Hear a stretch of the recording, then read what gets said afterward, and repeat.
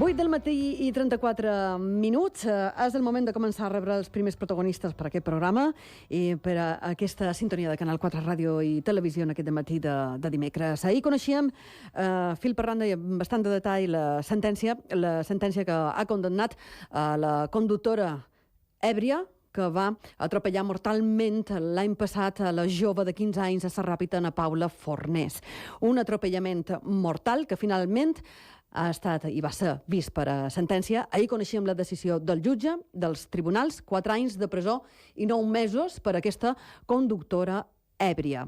Ahir coneixíem molt de detalls, les primeres reaccions també de la família, i avui m'acompanya i li agraeixo enormement al seu tio, el tio de Paula Fornés, d'aquesta jove que va morir atropellada, com comentam, per aquesta conductora èbria, es en José Fernández. Muy buenos días. Muy buenos días. Bueno, conocíamos ayer la decisión finalmente de la justicia. Se aplicaba la condena máxima por decisión del juez, 4 años y 9 meses de prisión. ¿Se ha hecho justicia? Bueno, 4 años, 9 meses y 15 días. Se ha hecho justicia en relación a la ley. No se ha hecho justicia en relación a la familia. Evidentemente, nadie espera que le caiga a una persona una prisión permanente o le caigan 20 años de cárcel, pero sí que sea una condena que sea por lo menos justa en el sentido de que resarza los sentimientos de la familia y el dolor de la familia. Entonces, ¿es justa? Sí, porque se ajusta a la ley, pero no es justa la ley, que es la que hay que cambiar, ¿no? Vamos a entrar un poco en el detalle, si le parece, de la sentencia. Piden ahora el ingreso inmediato, ¿no?, a la prisión, en prisión de esta mujer. ¿Temen que se pueda dar a la fuga? Bueno, estamos hablando de una mujer que lleva 8 años conduciendo sin carnet, por tanto lleva 8 años fuera de la ley, por tanto tiene una consideración por la vida humana y por el resto de las personas y por la ley y por el respeto a los demás que no tiene. Por tanto, ¿quién dice que esta persona hoy en día, que además está de moda fugarse, pues que no coja y se vaya? Y entonces sí que ya es, además como dentro de la Comunidad Europea se puede mover libremente, no necesita pasaporte ni necesita documentación para salir a Francia o de Francia irse a Alemania y de Alemania volver a su pueblo, a Polonia. Y luego ya estamos con las extradiciones y demás, que ya entras en una dinámica que, bueno, ¿para qué? Entonces, nuestros abogados han considerado oportuno pedir la inmediata entrada en prisión por ese riesgo de fuga que puede haber, ¿no? Una persona que no tiene ningún tipo de consideración por los demás, ni por la vida de los demás, ni por el respeto a la ley y a la sociedad, pues ¿por qué nos tenemos que fiar de ella, no? ¿Esta sentencia es lo que esperaban ustedes? Vista la ley, sí. Es decir, en un principio nuestros abogados pedían 11 años, sí. Después se rebajó a 8, y en el juicio, pues la fiscal del Estado consideró que había motivos o había sospechas para no tener los argumentos necesarios para pedir esos 8 años, y la fiscal lo rebajó a 5 años y 4 meses, ¿no? Entonces, bueno, el juez, evidentemente, y por otra parte el abogado de la defensa que pedía la anulidad del juicio, ¿no? Entonces, bueno, esperábamos, o yo por lo menos esperaba, que no iríamos a los 8 años. Los 5 años, 4 meses de la fiscal eran razonables, pero no siempre el juez también llega al límite de la fiscalía. Y bueno, sí que esperábamos, pues esos 5 años, sí que los esperábamos. Bueno, 4 años, 9 meses y 15 días, pues bueno, yo creo que es un castigo que le va a hacer huella. ¿Creen que finalmente va a cumplir la pena íntegramente? La va a cumplir. Lo que pasa que todos sabemos lo que está pasando con las instituciones penitenciarias. Buena conducta, trabajos dentro de la cárcel, etcétera, etcétera. Pues igual con 2 años, 2 años y medio, pues saldrá de la cárcel, seguramente. ¿Ustedes piden el cumplimiento íntegro? Sí, pero bueno, eso es luchar contra la ley, es luchar contra el régimen penitenciario. Hoy en día estamos en un país que las garantías procesales están por encima del delito. Por tanto, consideramos que probablemente en 2 años y algo salga de la cárcel. Claro, estamos hablando de un caso y además en la sentencia, bueno, había diversos testimonios, testigos, ¿no? Algunos de ellos, además, fueron fundamentales el año pasado cuando se produjo, ¿no?, el accidente mortal, porque pudieron retener a la conductora después de ese atropellamiento, ¿no? Entiendo que la valía que tiene y la valentía a veces, ¿no?, de algunas personas anónimas, de que cuando ocurre alguna cosa, ¿no? Dar la cara y ponerse al frente, esto entiendo que fue uno de los hechos fundamentales, porque esto, entiendo, ha estado y ha sido óbice en la sentencia y a lo largo del proceso, del juicio, pero también había otras cosas. Hablaba usted antes, ¿no?, de que, bueno, no tenía carnet de conducir. Bueno, durante 8 años sin carnet de conducir. Se han dado muchas circunstancias, ¿no? Quintuplicaba, si yo no recuerdo mal, sí, la tasa de alcohol permitida. O sea, pero claro, estamos hablando de quintuplicar. Multiplicamos por 5. Eso se puede establecer, como se produjeron los hechos, como conducción temeraria también, ¿no? Había muchas cosas en esa sentencia, ¿no? Que no sé si finalmente se han ajustado todas a la ley o, bueno, lo han tenido todas en suficiente consideración el juez. Bueno, mira, como muy bien dices, concurren en el hecho varios delitos, ¿no? Así es. El primero es la conducción bajo los efectos del alcohol, quintuplicando la tasa de alcoholemia, que ya ese es el fundamental. Segundo lugar, omisión de socorro y abandono del lugar, porque se dio la fuga. Después, el vehículo no era de ella, era de una tercera persona. Bueno, esto puede ocurrir. Tú puedes dejarme un día en el coche para irme a un sitio y no hay ningún problema. Pero luego es que el coche iba sin seguro también.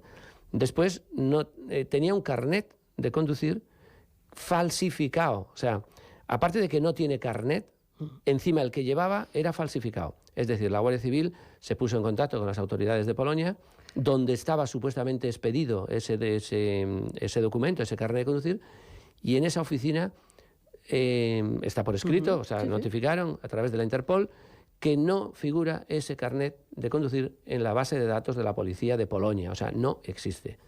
Y además que esa oficina que firmaba supuestamente ese documento no está capacitada para dar permisos de conducir. O sea, estamos ante una situación que concurren en ella absolutamente todos y cada uno de los delitos como para hacer del caso algo extraordinario. Y en relación a los dos testigos que hacía referencia, sí, mira, hoy en día también vivimos una sociedad tan individualizada que tú vas por la calle y ves a alguien que le están pegando y te miras para el otro lado. Porque es cierto y ha ocurrido personas que se han ido a ayudar a alguien y han salido escaldadas. Sí. Tenemos el caso del profesor de Madrid. Por ejemplo. Pues ayudó a una mujer que la estaban pegando, sí, su marido o su pareja. Resulta que lo empujaron, cayó hacia atrás, se dio con la cabeza en el suelo, estuvo en coma y después la mujer denunció a este hombre por intentar ayudarla. Entonces, claro, es cierto que entre que las personas cada día vamos un poquito más a lo nuestro, que somos cada día más individualizados y más vamos a nuestro camino y procuramos, cuando hay un problema, mirar para otro lado, por las circunstancias que han ocurrido y por las experiencias que han ocurrido a otras personas, es cierto que en este caso que nos ocupa, gracias a estos dos chicos testigos que iban por la carretera, por la avenida Miramar de Serrápita, que se encuentran de frente a un vehículo que va con el retrovisor colgando, con el parabrisas roto, con un faro que le faltaba todo roto por todos los lados y que cuando se cruzan con él dicen, ¡ahí va! Mira ese coche cómo va. Una situación que tú a lo mejor pasarías desapercibida, pero que ellos lo vieron. Que 30 metros después de cruzarse con este vehículo, se dan cuenta de que hay un tumulto de gente en el suelo, en la calle, y una chica tumbada en el suelo, o varias tumbadas en el suelo. Inmediatamente se dan la vuelta, la persiguen y la detectan, o la detienen, o la encuentran 2 calles más allá. A 300 metros del accidente la encuentran, que se había bajado del coche, que estaba ya comprobando los defectos del vehículo, estaba mirando el retrovisor, que lo tenía medio caído, y tal. Y uno de ellos se queda allí con ella, y el otro regresa al lugar del accidente a esperar que venga la Guardia Civil. Y cuando llega la Guardia Civil les dice, la tenemos localizada y retenida, no detenida, retenida a 300 metros. Y es cuando la Guardia Civil va. Y el otro chico que se había quedado con la conductora, con la ebria, con la acusada y condenada, le tuvo que quitar las llaves del coche porque se quería subir al coche y volver a arrancar para irse. Y este chico le quitó las llaves y la retuvo allí hasta que vino la Guardia Civil. Si estos dos chicos no hubieran actuado, no hubiéramos tenido juicio. No hubiera habido juicio. Porque esta mujer hubiera arrancado, se hubiera marchado y bueno, si al día siguiente se entrega a la policía, pues como suele pasar, vete tú a saber, seguramente aconsejada por su abogado, le hubiera dicho, no, di que pensaste que fue un perro, que te asustaste, que te marchaste, que no te diste cuenta, que no sé qué, no hubiera pasado nada. Hubiera sido un accidente de tráfico, paga el seguro el consorcio de seguros y se acabó. ¿Qué mensaje le daría a estas personas, a estos dos jóvenes, ¿no? Dos chicos que dijeron, uy, que enseguida ataron cabos, hilaron cabos y además no tuvieron ningún reparo en decir no, en retener, ¿no? a la acusada y a la condenada, como bien dice. Bueno, mira, yo creo que si se le pueden dar las gracias, son pocas las palabras de agradecimiento y las muestras de agradecimiento hacia ellos, porque hay que considerarlos como héroes, que hayan hecho esta actuación y gracias a ellos se ha condenado a una persona que no merece estar por las carreteras, ni merecía ni merece que siga conduciendo y que siga poniendo en peligro la vida de otras personas. Hablamos con José Fernández, es el tío del joven adolescente Paula Fornes, que perdió la vida el año pasado, como estamos explicando, con este accidente mortal después de ser atropellada por una mujer que conducía ebria, sin carnet, quintuplicando, como hemos explicado ya también, la tasa de alcohol, y que finalmente ha sido condenada con la condena máxima que ha podido al menos imponer el juez, de 4 años y 9 meses de prisión. Como están escuchando, desde la familia piden el ingreso inmediato a la prisión y, si puede ser, que eso ya veremos, el cumplimiento íntegro no de la condena que ha estipulado el juez. ¿Qué reflexión hace usted después de que, bueno, pues ya la justicia ha hablado, ya ha habido un juicio? Ustedes desde la familia se han movido muchísimo, han hecho muchísimas iniciativas, se han involucrado mucho, sobre todo para cambiar el Código Penal en cuanto a las víctimas de, podríamos llamarle, violencia vial, ¿no? No sé si es un término, ¿no? Entre comillas, ¿no? Es adecuado. Es adecuado.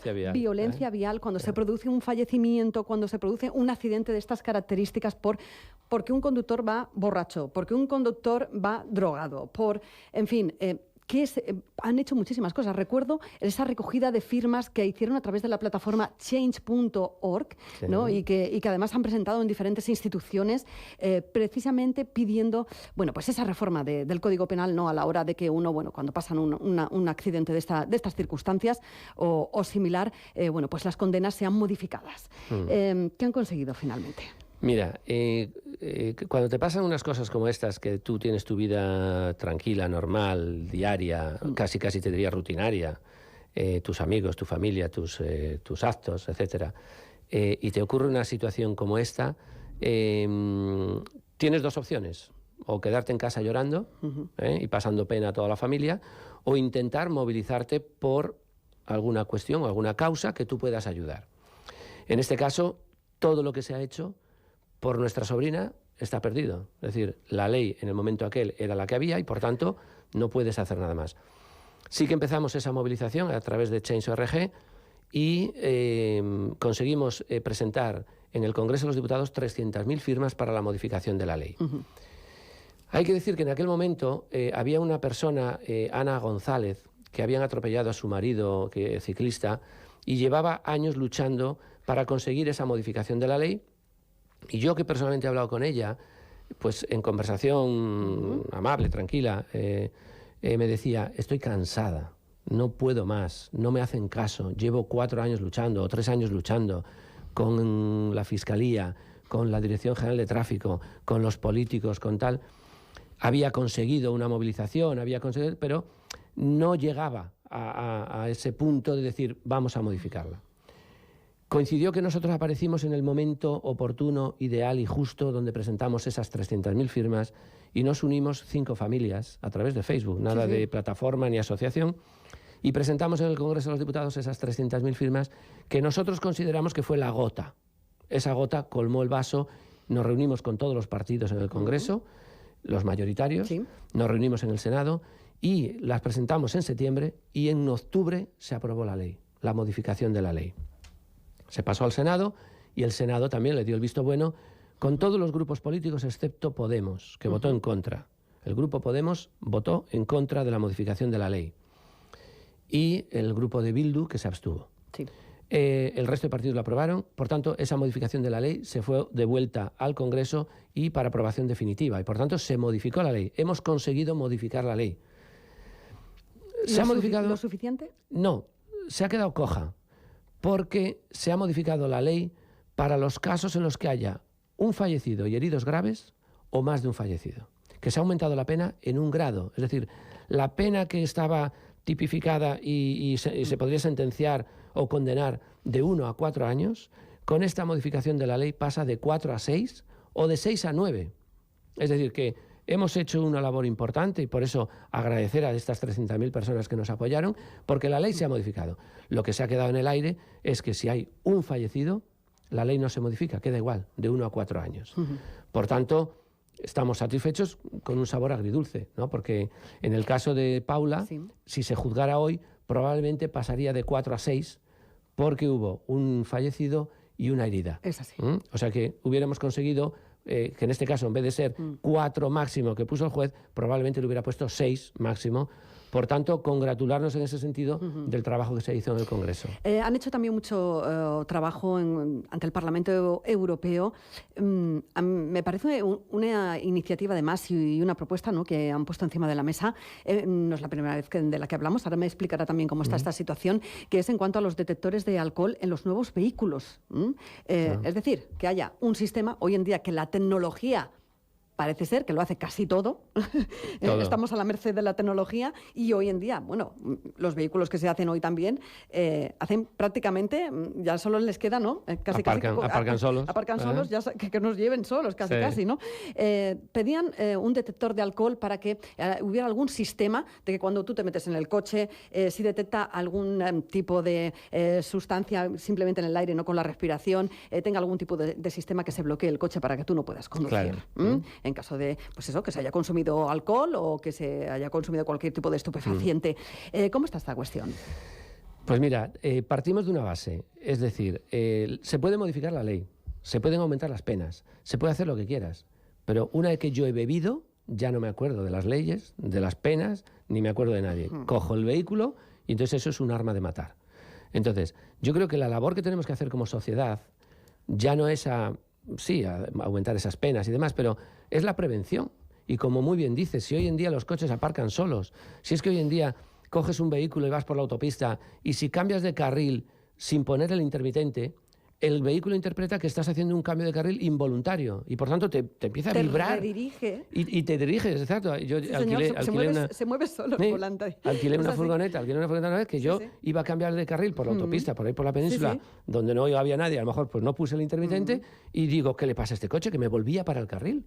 Entonces, claro, con toda la tecnología que hay, nosotros hicimos una petición al Parlamento Europeo, que tengo que decir, yo soy de bien nacidos, ser agradecidos. Fuimos de la mano de Rosa Estaràs, como además ella era la vicepresidenta de la Comisión de Peticiones del Parlamento Europeo, y entonces fue ella la que, de la mano de ella, pues fuimos a Europa y nos presentamos en la Comisión de Peticiones.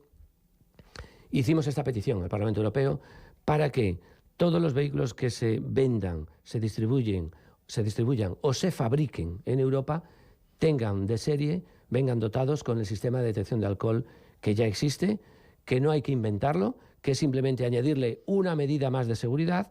Por lo que digo, cuando yo ya he bebido, ya no me acuerdo de lo demás. Entonces, lo que hay que hacer es evitar. Y es tan sencillo como que cuando tú te sientas al volante, tu respiración basta para que un detector que está encima del volante detecte tu respiración etanol y, por tanto, no arranca. Así de sencillo.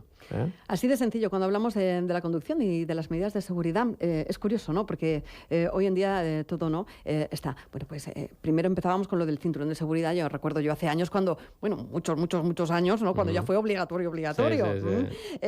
Después, bueno, pues los sistemas de los airbags. Después ahora resulta que tiene un sistema y todo es en pro de la seguridad. Y resulta increíble que esto, precisamente... Porque, claro, lo dejas a la voluntad personal, pero voluntades personales, seguramente uno se va a una comida, sale, coge el coche y probablemente no debería de conducir. Seguramente que no. Mira, además hoy en día... Y más seguridad que esta con un detector de vamos. Hay otro sistema que se está estudiando y está introduciendo en los vehículos, que es la identificación facial. También. Es decir, porque ocurre que hay unos sistemas de detección de alcohol que son como si fueran teléfonos móviles, que van enganchados con un cablecito y entonces tú lo coges y soplas, como un soplador, un etilómetro de la Guardia Civil. ¿Qué ocurre? Eso se lo puedes dar al niño que va detrás. Niño, sopla, y entonces el coche arranca. Bien, para evitar eso hay unos sistemas que están encima del volante. Por tanto, ya no puedes soplar otro, sino que es la respiración del conductor. Pero además de eso, va con una identificación de cara, que no puedes ponerte tú delante, te respira a ti, el coche arranca y después ya te quitas y se pone el que conduce de borracho, ¿no? Entonces, eso también está en marcha. Hay una empresa en Madrid, ¿sí?, que estamos en contacto con ellos, son los que fabrican los etilómetros para la Guardia Civil y la Policía, y nos van a hacer una ficha técnica específica del sistema para mandarlo a Europa a la petición a la Comisión de Peticiones para que lo añadan al expediente que está abierto. El expediente está abierto.